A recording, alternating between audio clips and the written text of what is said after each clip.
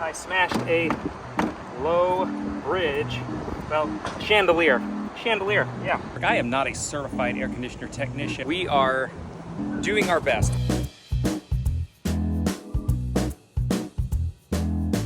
Hi guys, and welcome to beautiful Isla Mirada, Florida. We are here on an RV trip for an extended period, and we are running into a few issues though. Right now we're in our 2021 Jayco RV, and this air conditioner has worked great for the 3 trips it's been on, but now it's not getting cold. Next. On the way down here, I miscalculated some heights and crushed this air conditioner. It's got to be a full replacement. So we have some work cut out for us. But in the meantime, I need to at least get the one AC working. I know I can order a new one and get it on here, but I need to get that one working so that the trailer will cool off. Last night, we just sweat buckets all night, and it's already getting warm today. So we've got to work on that one. And I want to show you a few things that I've learned on how to take care of some of these air conditioner units. When it comes to any RV trip I go on, I do not leave my house without my drill set, at least one full drill set, then a bunch of my tools. These are wrenches, screwdrivers, things like that, even some sockets, a full socket set up there. That's the minimum that I carry. That is a lot. When it's up to you to get yourself to and from a destination or get something fixed, you better have at least most of the tools you need. I called a repairman to come and look at that AC unit, and he is $1,800. $1,800, which that's a fair price if that's what you've got to pay. But if you've got a little DIY in you, a little capability, you can change that price to at least be only $800 to $900 just for the unit itself. That's a pretty good deal. So bring your tools with you wherever you go.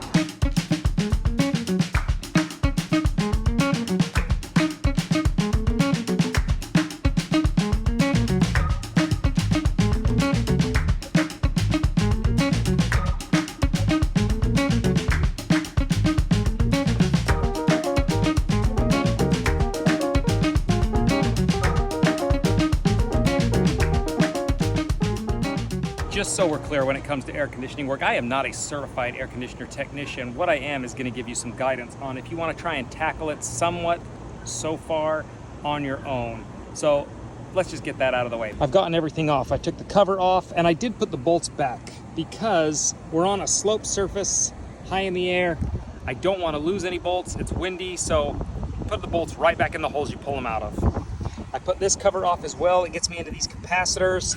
And now we get into our air conditioning unit. There is a fan that cools or helps pull the air across these condensers. And then you have this condenser that runs your Freon, that's your cooling liquid.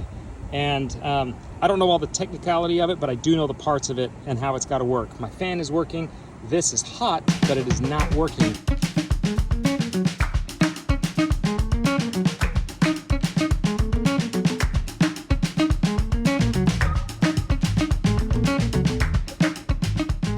Next step I did was get my meter, which I've used already once this trip, and I put it on its ohms setting, which is this symbol right here.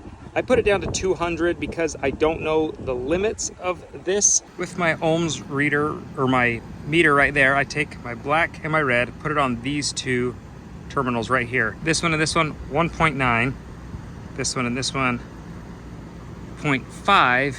And this one and this one is 2.6.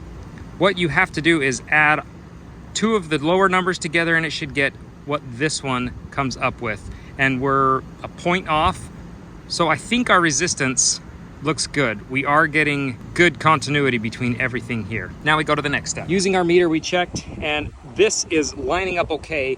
My worry is that one of these capacitors has gone bad. And what a capacitor does is it stores energy and gives bursts of energy to get things up and running. That's a very layman's terms. There's more to it than that, but that's more than we need to know. What I do know is it's probably one of those capacitors that is bad. And luckily, I have an air conditioner that is no good that I can steal parts from.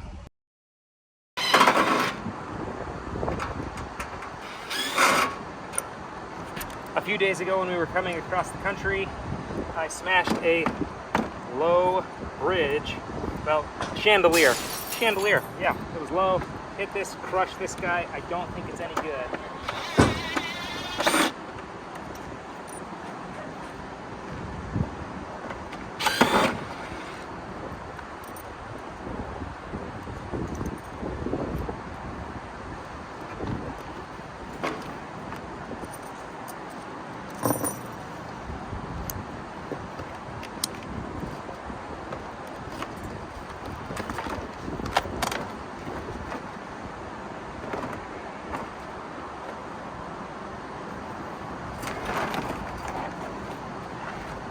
Maybe it is still good. I don't know. Maybe it's just a line we can fix. I don't know. It's pretty hammered.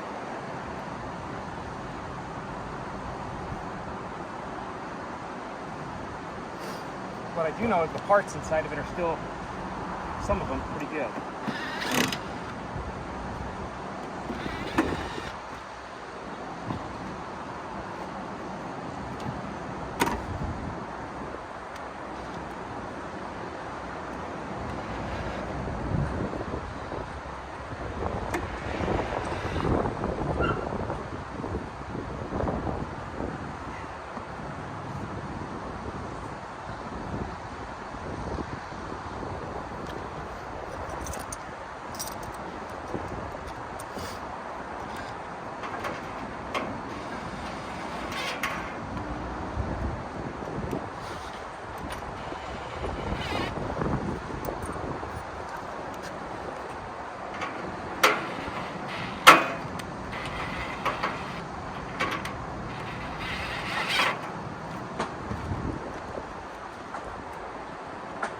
I've just undone the holster for these capacitors. Now you do need to be careful. I have shut power off to everything, this air conditioner and that air conditioner, and now we are working with what you would think is no power, but the whole purpose of these is to store power. So you have to be very careful with these capacitors. I'm going to swap both of these to that one to see if that's our initial problem, because both of my HVAC friends that I've talked to have said that's most likely your first problem, and that's what they would do. And here's a really good tip. Before you start pulling wires off of anything, take a picture of exactly how the wires are sitting so that you can put them back the exact same way. I'm gonna do these one at a time, I think.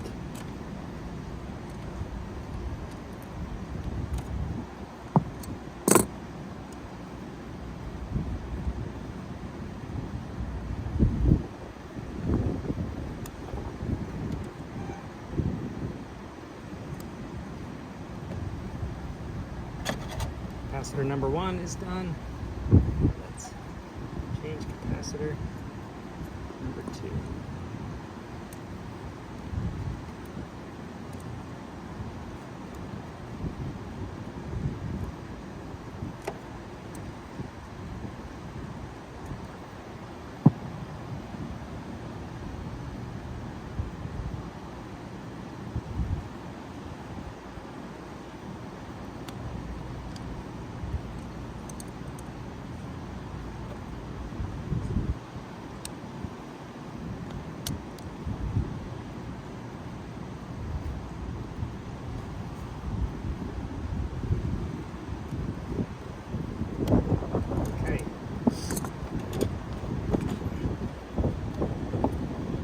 Now with our capacitors changed, I'm just going to kick this guy on to see what it's going to do. It looks like we are in business. When this was running before, you could not hear this compressor running, and you couldn't see this either. You couldn't see any condensation on these lines. This was hot, but it wasn't functioning. The coolant wasn't coming through it and going into here, or vice versa. It comes in and goes out. And it just wasn't working. So somewhere in these capacitors, this set is bad. I don't know which one, but this set is good, and we are up and running with 50% AC in this RV. And before I put everything back together, I've turned it off, and then once again turned the breaker off so that I'm not arcing anything with live power as I'm tucking it back in there.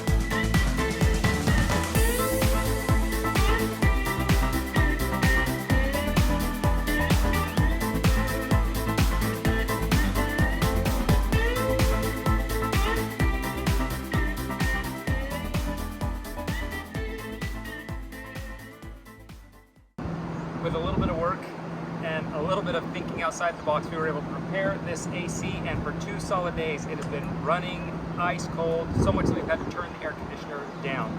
Now I know our temperatures are not that warm. I mean, it's warm here, but it's not the hot that we're going to be expecting in the next couple of weeks.